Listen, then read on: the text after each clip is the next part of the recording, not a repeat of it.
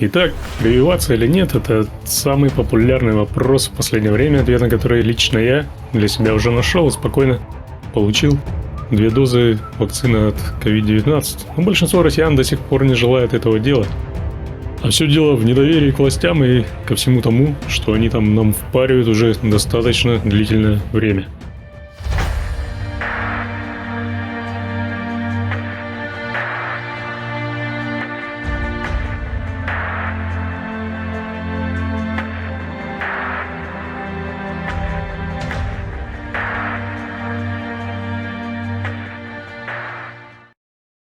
Провалив вакцинацию населения от COVID-19, власти решили нагнать ее темпы, создав такие условия, при которых вакцинация просто становится обязательной для основной массы граждан.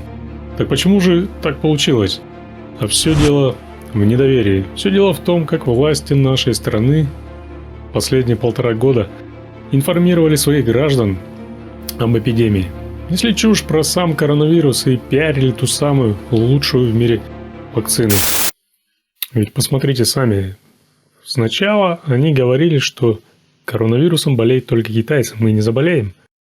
Затем, когда вирус появился в России, они стали говорить, что да, мы тоже болеем, но мы сильнее и смертельных случаев не будет. Но когда появились смертельные случаи, пропаганда начала впаривать нам чушь про то, что у нас тоже умирают, но не так, как у них, не так много, как у них. В общем, врать они научились, а отвечать за последствия нет. На самом же деле, как оказалось, статистика по заболеваемости и смертности в России особого доверия не вызывает.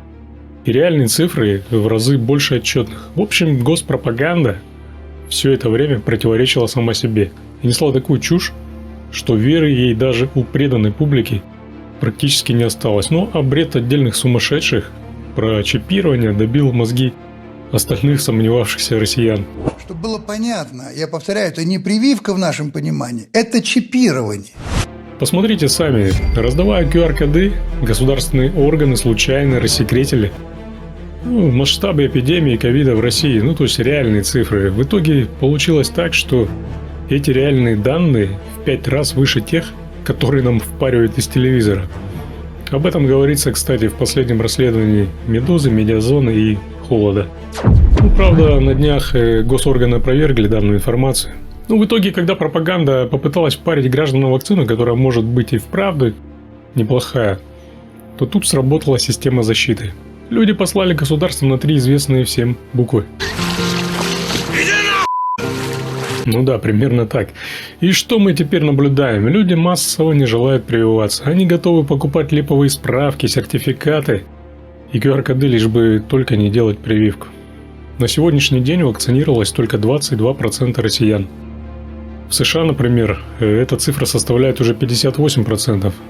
Но власти пошли в наступление и, желая хоть как-то исправить этот провал, фактически ввели обязательную вакцинацию от COVID для большинства граждан в почти половине регионов России.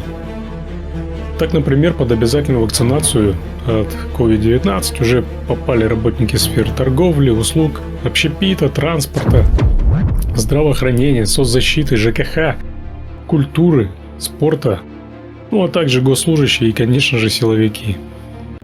И снова я не пройду мимо горячо мною любимого МВД и расскажу о том, что в этой системе проблему с вакцинацией решили исправить, как обычно, тупым шантажом. В общем, кто не привьется, того угрожают лишить хорошей премии. Более того, кто не покажет отметку о вакцинации, тому рапорт на отпуск хер подпишут. Известен случай, когда сотрудники вакцинируются даже с противопоказаниями, лишь бы только рапорт на отпуск подписали, а потом их откачивают. Вот такая она принудительная вакцинация в МВД. Такие рычаги давления, кстати, на личный состав в системе МВД были всегда, и начальство периодически ими пользуется. Отпусками и премиями шантажировали всегда. Редкие случаи, когда сотрудник посылал начальника к черту и добивался справедливости. Хочу поговорить с вами. Так, кажется, это язва под глазом. Язва? Это смертельно? Сейчас проверим. Что сказать, через кого, как не через бюджетников и силовиков решать проблему проваленной вакцинации в России. В общем, как вижу это я, теперь обязательно вакцинация будет распространена на всей территории нашей страны, и, скорее всего, круг лиц, подпадающих под нее, будет расширен. Власти не смогли создать необходимые условия для добровольной вакцинации, потеряв всякое доверие граждан в этом плане. Вакцинироваться, конечно же, нужно, это лично мое мнение, но людям нужны гарантии. Гарантия безопасности и возможность выбора вакцины. А то, что происходит сейчас у нас в России, это, скорее всего, очередная палочная акция по улучшению статистики и только. А между тем, как показывают последние опросы, каждый пятый медик в России не рекомендует своим пациентам делать прививку от коронавируса, объясняя это тем, что вакцина еще не изучена и неизвестны долгосрочные последствия после вакцинации, а также тем, что слишком уж активно ее пиарили наши власти. Кампанию по массовой вакцинации поддерживают только 63% российских медиков. При этом большинство из тех медиков, кто не рекомендует прививаться от COVID-19, объясняют это именно недоверием к российской вакцине. Что касается меня, то я давно принял решение, что вакцинироваться необходимо. Единственное, что меня останавливало, это сомнения в качестве нашей вакцины. Если бы у меня была возможность привиться импортной вакциной, то я сделал бы это гораздо раньше. Но посмотрев на то, как переносят нашу вакцину другие люди, в том числе знакомые и родственники, сомнения у меня отпали. Ну и многие эксперты, в том числе и зарубежные, сходятся во мнениях, что хуже от нашей вакцины точно не будет, а риск заболеть сводится к минимуму. Ведь с такими темпами, как сейчас развивается эпидемия, переболеют этим коронавирусом, вероятно, все. Вопрос только в том, в какой форме и с какими последствиями. Но я все же против принудительной вакцинации непроверенной вакциной, поскольку считаю, что решение об этом должен принимать каждый человек самостоятельно. Ведь вакцина еще новая, и заставлять прививаться ей против воли, по моему мнению, нельзя.